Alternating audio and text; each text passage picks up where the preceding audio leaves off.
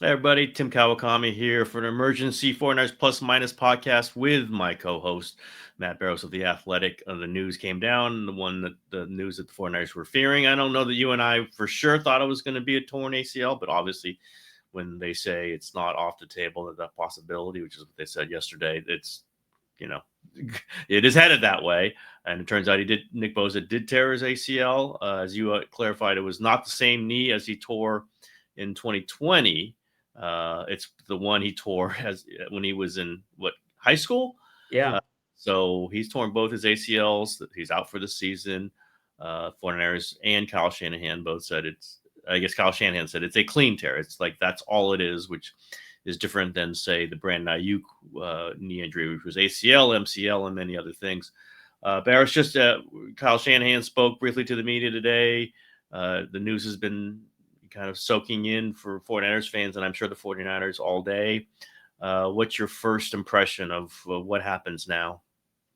Well, I think that they're going to lean on the guys that we saw playing in last night's game or yesterday's game, and they did well. I mean, Michael Williams played well. Bryce Huff played well. Sam Okuanu had, I think, 3 quarterback pressures. And they can do some other things. And then, of course, Kyle Shanahan was asked about the trade market, and he gave his pat answer to that, which is, we're always looking to improve the team, but it has to be right for the 49ers. So I know you want to talk about that and sort of an obvious possibility who's looming out there. And I'm not wearing orange just because of that guy. Are you Trey Hendrickson? Is that who you are? My co-host, Trey Hendrickson, everybody. But really quick, I mean, you mentioned Brandon Ayuk's ACL. That was Bosa's ACL in 2020 was not a run-of-the-mill ACL tear. That was an ACL plus. I remember talking to Neil Elatrosh, who I assume is going to do this next one. He seems to be the surgeon to the stars, and including the 49ers. He did Bosa's in 2020, Solomon Thomas's that same year. He did Curtis Robinson's and Ayuk's last year. And both those guys have or are making good returns from it. So I imagine it'll be Elatrosh again and won't be quite as complex as the left knee in 2020, except for the fact that there's already been damage done to the right one. And I don't know, I have to talk to my, covering this team for 25 years, you have a Rolodex of orthopedic surgeons that you talk to. So I'm going to start putting out the calls, but I would assume that a second surgery on an already repaired ACL is more complicated.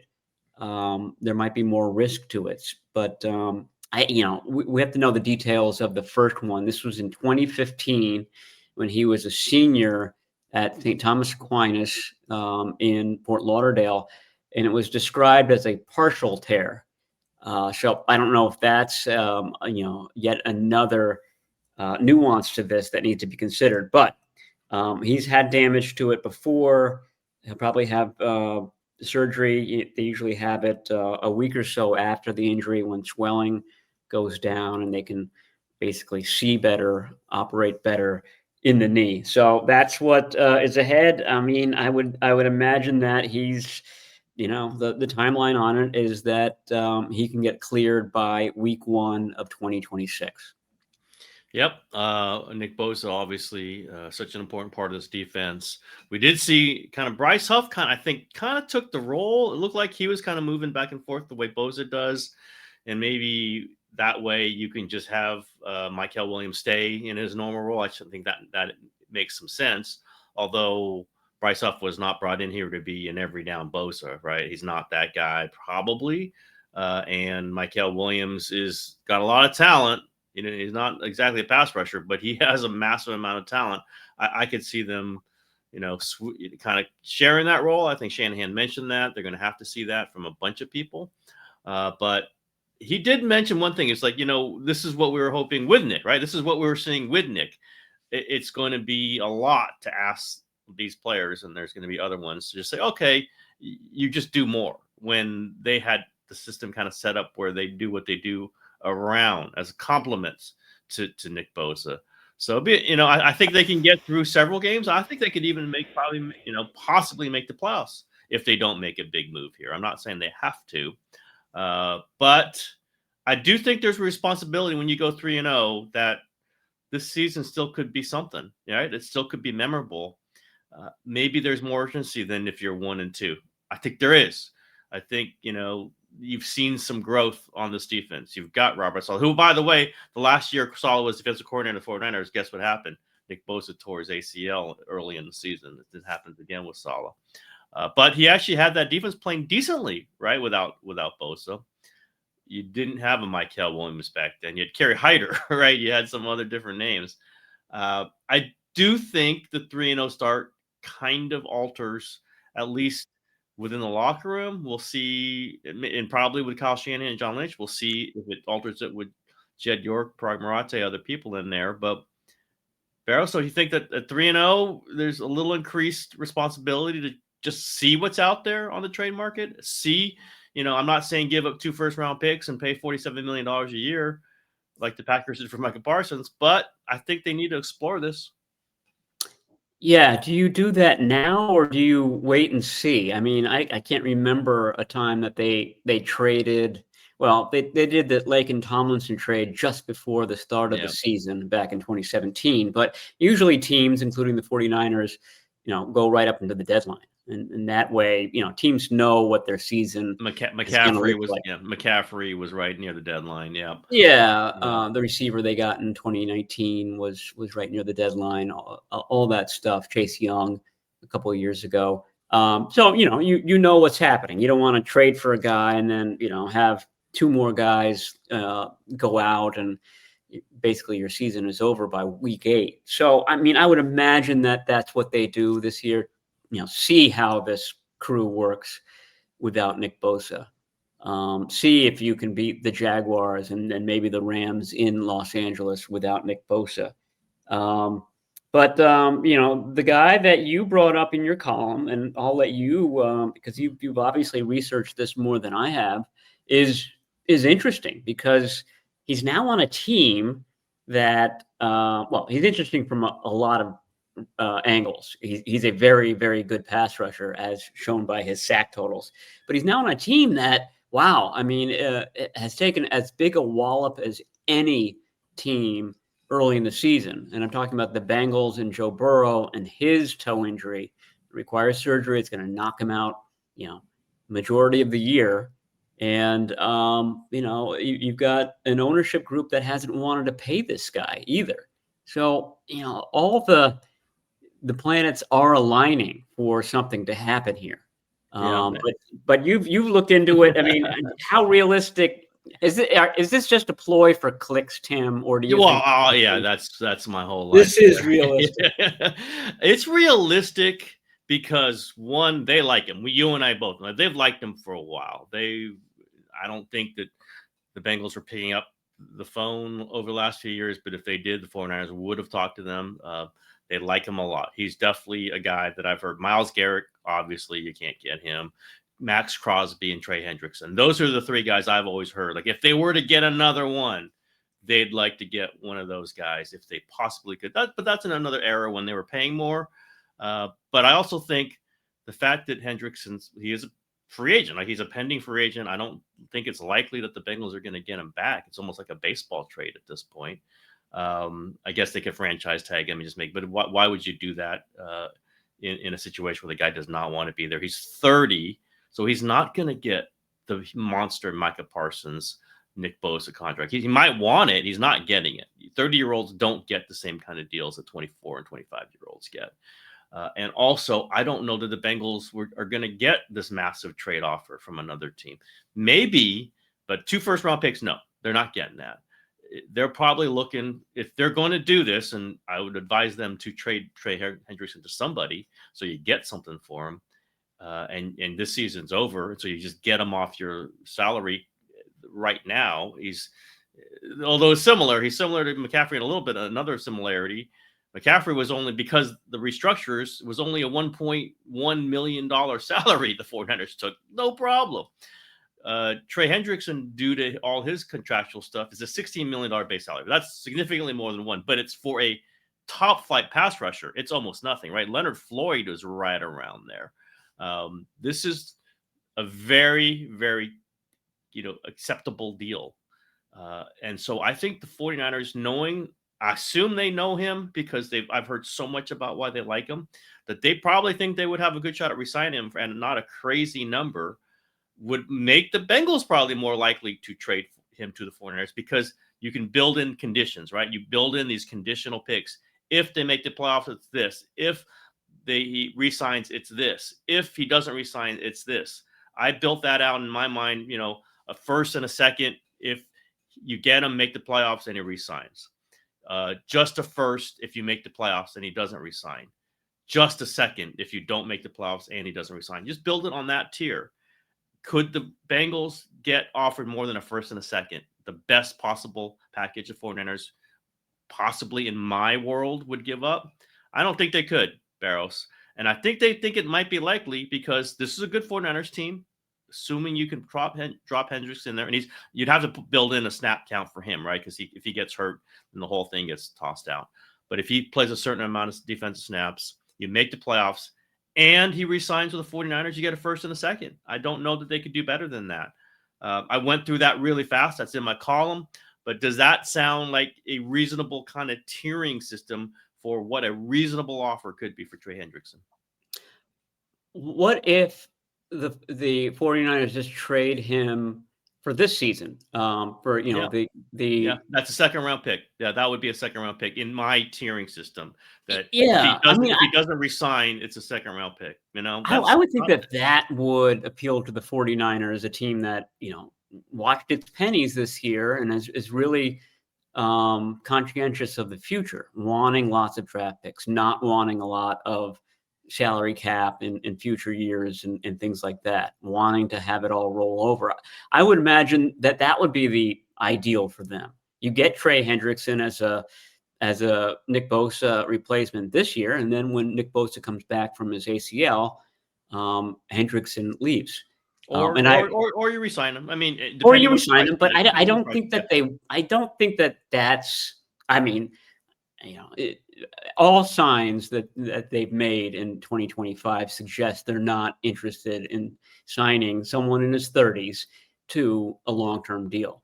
So it seems more realistic to me that they just let him play out his contract, and then maybe you get, a 2027 pick as compensation. Yep. So you end up giving a second rounder to the Cincinnati Bengals at week 8 or 9 this year. You get 8 or 9 games with Trey Hendrickson, and then you can almost recoup what you gave to the Bengals. I think the 49ers would love that scenario. And the Bengals would be getting something, whereas they're going to get nothing from him. Well, I guess they would get the comp pick as well. Yeah. So that would be the Bengals bargaining, is that you have to make this a lot sweeter than... The sweetener to me is that the 49ers might be the most likely team for him to want to be. We're different on this.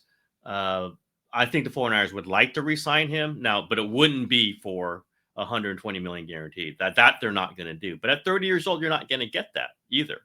So I just think that it kind of fits.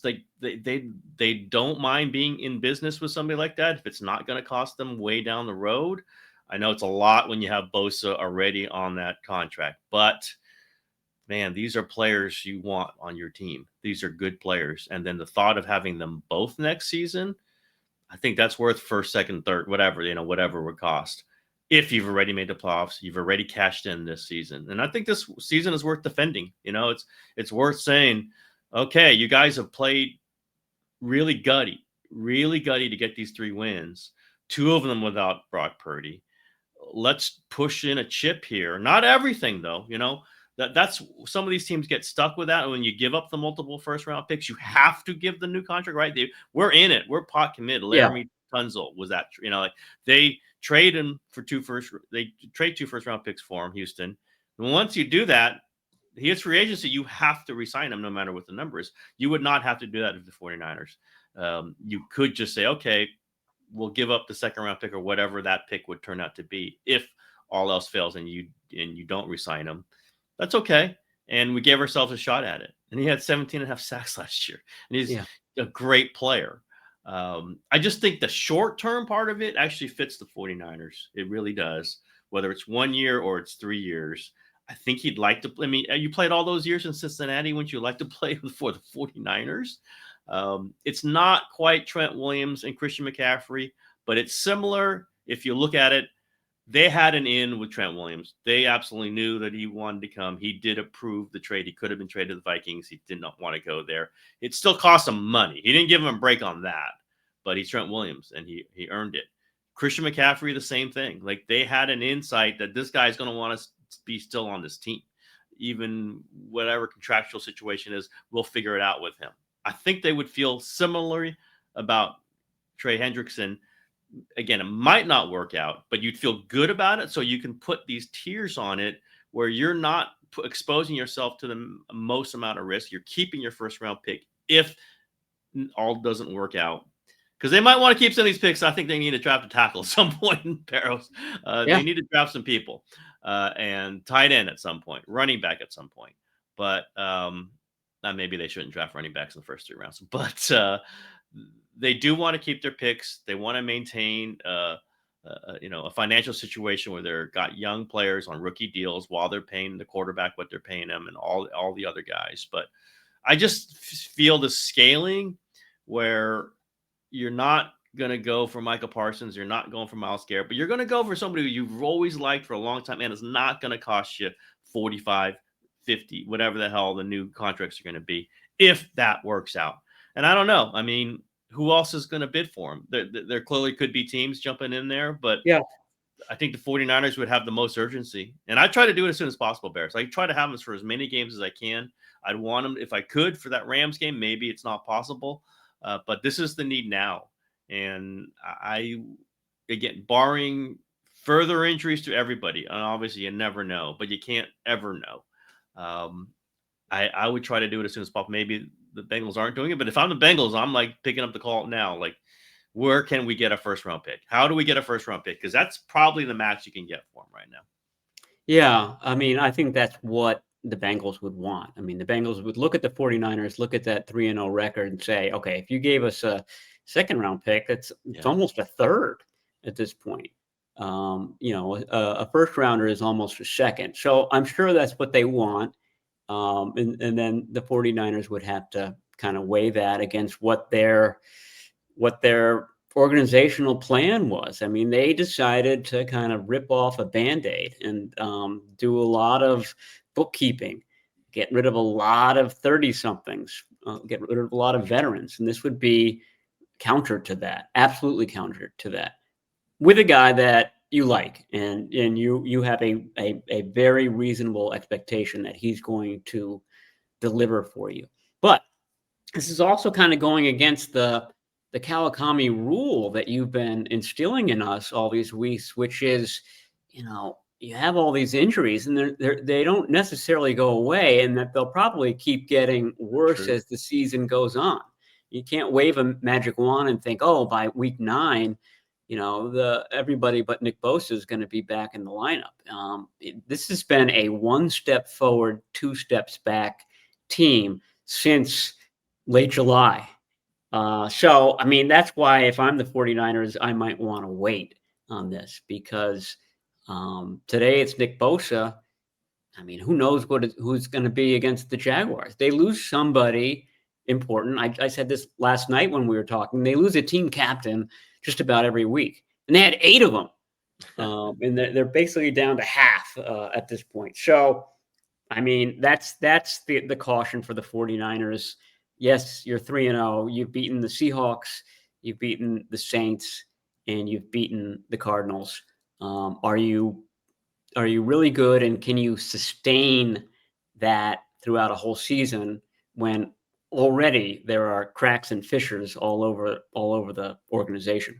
Well, these are good points, Barrows. Thank you. These are your points, by the way. Yes, You like these points because these are points that you have made. Two adds to that, though. One, in whatever proposal I would embrace or I would have already suggested, you limit your risk. You limit, like if it all blows up, what you've given up is a second round pick.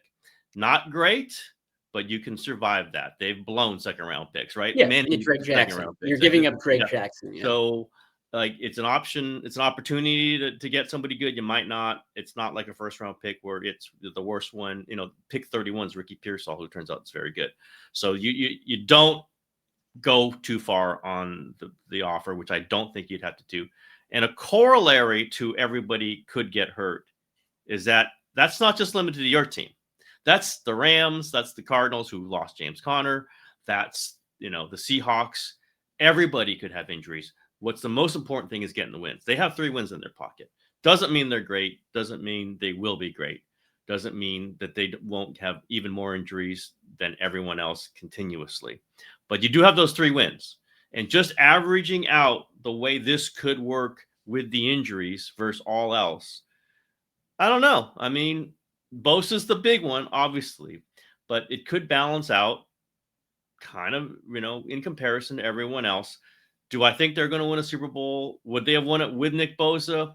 Probably not. Would they win it without Nick Bosa but Trey Hendrickson? Probably not. But you give yourself a shot at it. You give Trent Williams one more shot at it. You give Brock Purdy one more shot at it. You give Fred Warner a shot at it.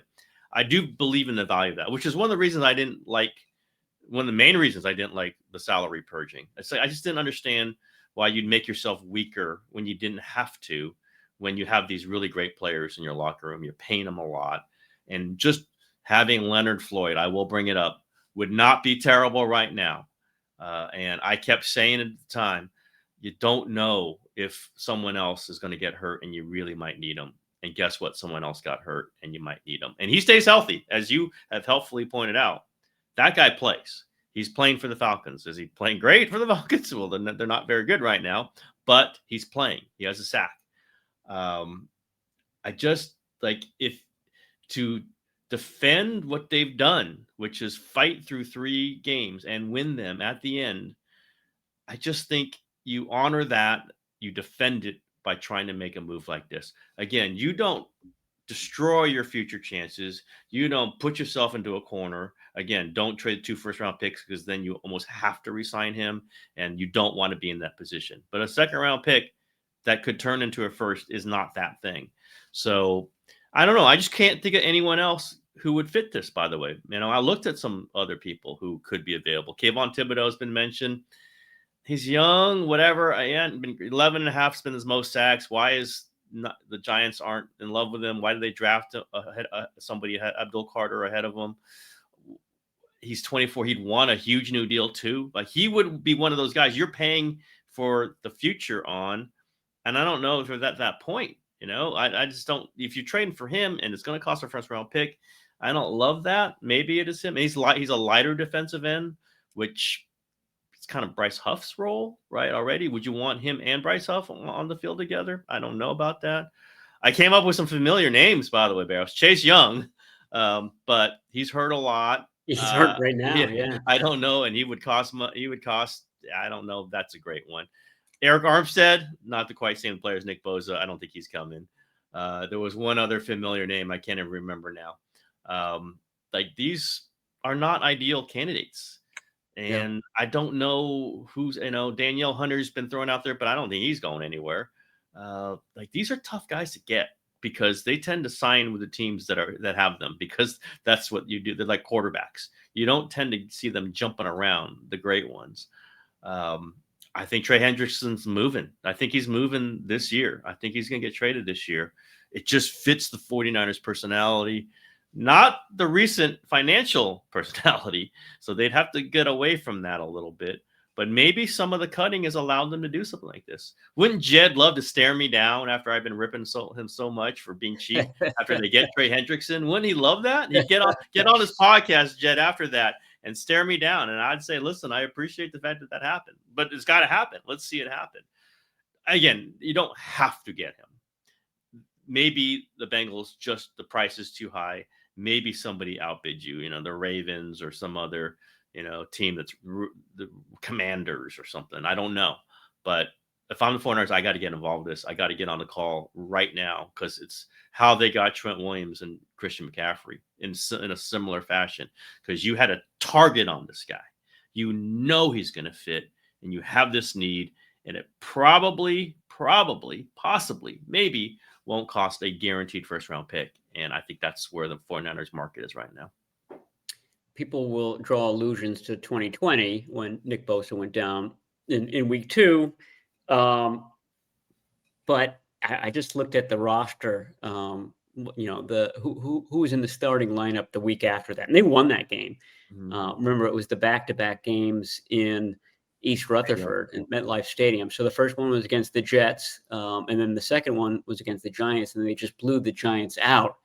But the starting defensive ends were Kerry Hyder and Eric Armstead. So one guy who was at the very end of his career, and another guy who was basically playing out of position in Armstead. And the backups were Dion Jordan, the ex-Oregon Duck. That's right. And Ezekiel Ansah, who they just signed off the street because they were so low on defensive end. And I remember Ansah maybe lasted, 36 snaps before he was being held together by chewing gum and Ziggy.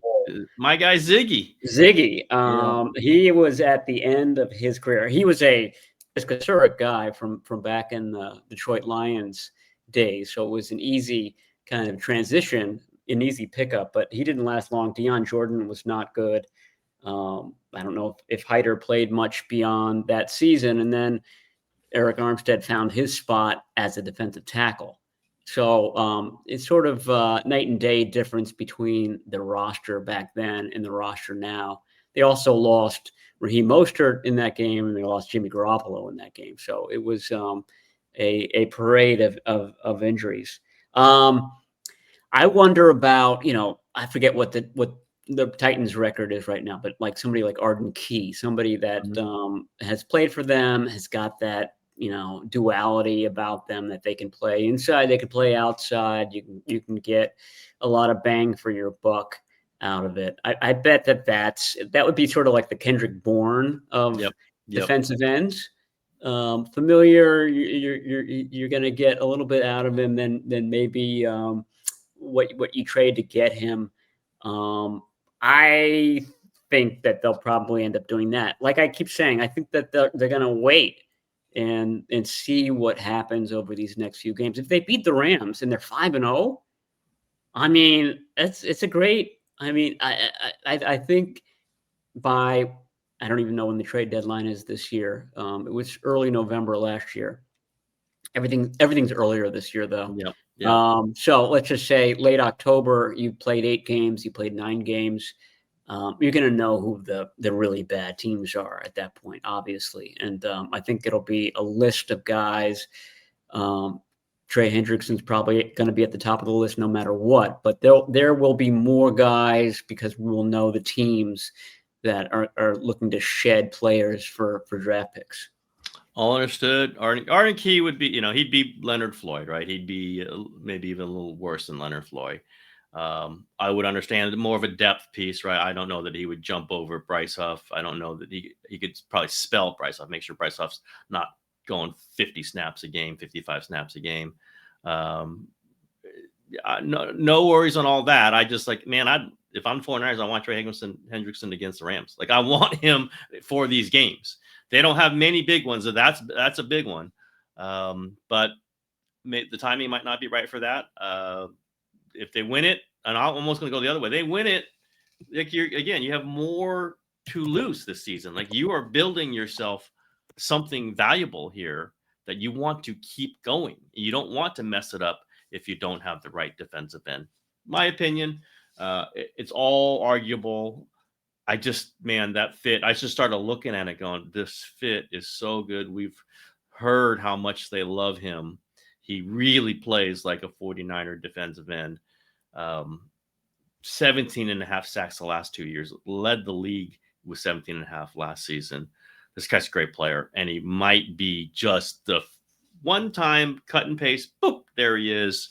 And then you can daydream about him in 2026 down the road with Nick Bosa rushing from the two sides. You put Mykel Williams in there as a defensive tackle, kind of the Armstead, then you're looking at a 2019 or even better defensive line. Again, this is just kind of like you got pieces of the old 49ers and pieces of what the next 49ers could be like in a move like this. Yeah.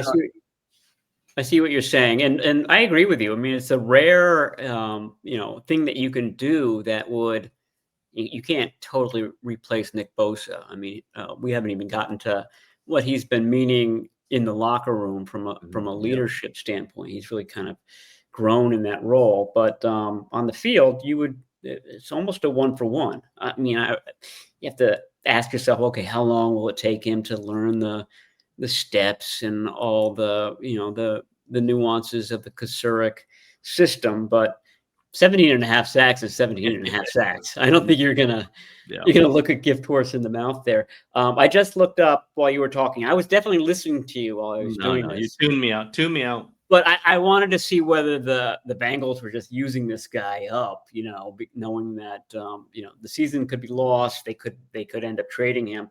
His snap counts so far have been modest. 57, 51, and 42. That's not. Those aren't high numbers. Nick Bosa usually plays more than that.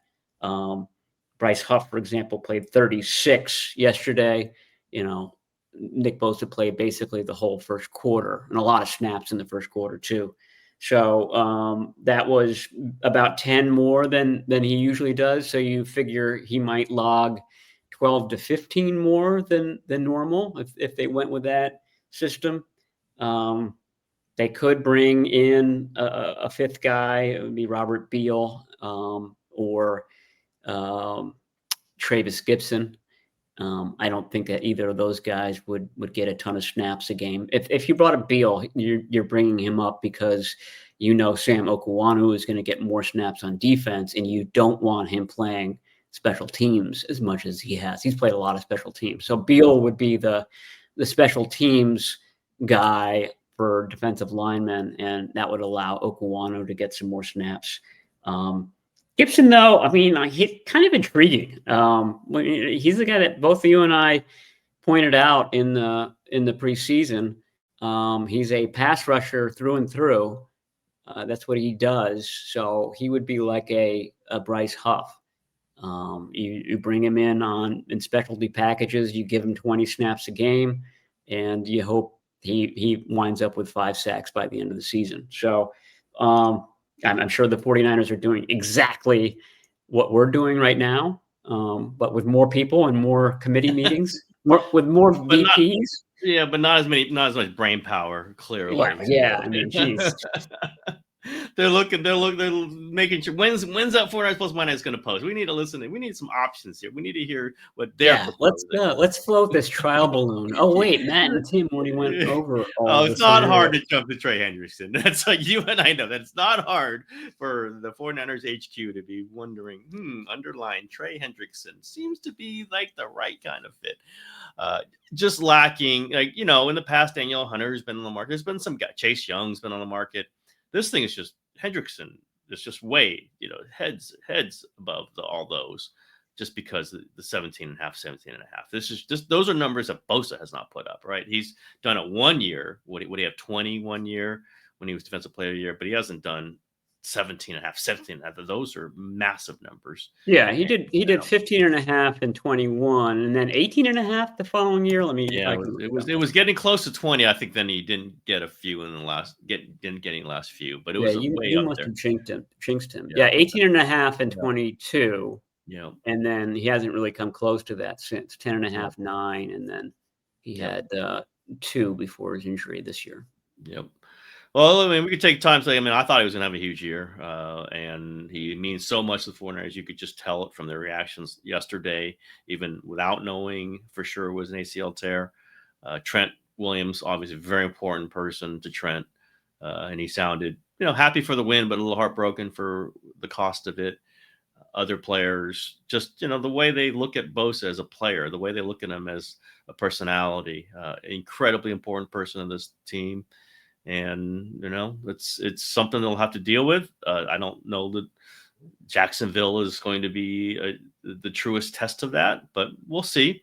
They're not terrible. They're not great, but they're not terrible. Get to see Eric Armstead back, but it's something to understand that this is one of the 3 most important players on the team, or 4 most important players on the team, and it's going to shake you up. Plus, they've already don't have Kittle, right? They already don't have Ayuk. These are things that are accumulating, but it happens to everybody. All teams go through it, and then you just got to try to put your head down and win games. And that's why I think a trade could really benefit everybody. Like, okay, we're just continuing, we're just moving on. You're not being callous. You miss the guy, and you certainly hope he's around, but you have to move forward. And adding somebody of high quality would be a big step on that way. Okay, let's stop talking about Trey Hendrickson. It's just, I know it's on the minds of a lot of 49er fans too. And man, I just felt it when I was writing it. One more Trey Hendrickson, because I thought of it as you were talking. Nick Bosa is the longest tenured defensive lineman on the team, and he's the oldest defensive lineman By on a the lot, team. yeah. And they would be missing that element, and that's a rare argument for a 30-year-old coming in, because you just don't have that at that position. So I'm sure Trey Hendrickson would love to, jump from, I don't what are the Bengals right now? I know that they lost 48. 1-2, I think. Yeah, 1-2, yeah, so. and they got thumped by the Jordan Masons this weekend. You said it, not me. You said his well, name. that's your guy. I mean, I think that they should trade for Jordan Mason. Yeah. I mean, get him back.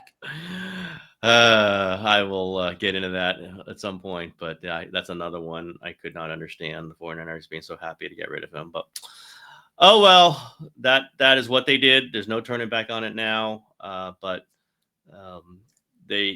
you want to go at all? Like, why are they continuing to get these injuries? Or just I have explained it the way I think you agree. It's like football's a violent sport. I go on about artificial turf, but they've suffered major injuries on grass, obviously, recently.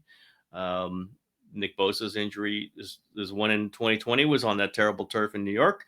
This one was on the grass at Levi Stadium. It's just the way this sport is. James Conner, I think that was a broken ankle on grass. It just is a violent sport. I don't think it's training. I don't think it's anything medical. I just think it happens sometimes, and it just happens to the 49ers recently a lot more than you would expect, but it's a violent sport. Yeah, that point was made a few times that this goes counter to the 49ers long held argument that some of these fields, especially MetLife, are just where these disastrous things happen. The 49ers field is one of the best in the best in the NFL, and you're right. That trying to figure out how it happened, and he sort of gets off the ground a little bit. He's starting to do a move, and he gets engaged by a guard, so he's got a double team, which is that happens just about every pass rush snap, and he just hits the ground. It's not even obviously awkwardly. It's just a little bit odd. And the odd part of it is that, he then gets up and then walks to the sideline. Yep. And then he lies down. And I think he's realizing then that something could be really wrong. They go into the tent. Presumably that's where they do the test to check it physically with their hands. Mm-hmm. And comes out of the tent 5 minutes later, walks around a little bit, does the high knees. And so all of us are thinking, okay, this is a good sign. I mean, if he's got an ACL injury, they don't let him do high knees and things like that. But obviously, this is something he's dealt with twice in the past. He knows what it feels like. He knows how his body responds. And, looking back now in hindsight, that's what he recognized. And that's why there was this sort of mixed messaging. Yeah, he didn't, they didn't find an ACL tear initially, but we're still worried about it. They were worried about it because Nick Bosa Yeah. was worried about it. Nick Well, you Bosa knew in his heart of hearts that he had torn his ACL. By the way, that was an aftershock earthquake that I don't know if you felt it. I just experienced it here in San Francisco. So I was going to like slam on the brakes a little bit here on this episode while you were talking, but you kept going. You must not have felt it. It was not major, not like the one early this morning. I don't know if you felt that one. That was, I did not. And that was in Oakland, East Bay. Berkeley. Yeah. Yeah. But I felt it here in San Francisco. It was definitely a shake that woke me up at 3:00 in the morning. So all good. Got right back to sleep. Go through the aftershocks. This is what we do in the Bay Area. All right, Barrows. So that was a lot of an emergency episode, but obviously big news. We'll come back later in the week, maybe on how the 49ers are dealing with it, what they're saying. But it is a huge shot to the 49ers gut, and among many others. But this is the biggest one. Everyone else that they've had injured is going to come back. Is due to come back or has come back. And this one, he's not coming back till next season. All right, Barrows, on that bright and happy note, that's the show for today.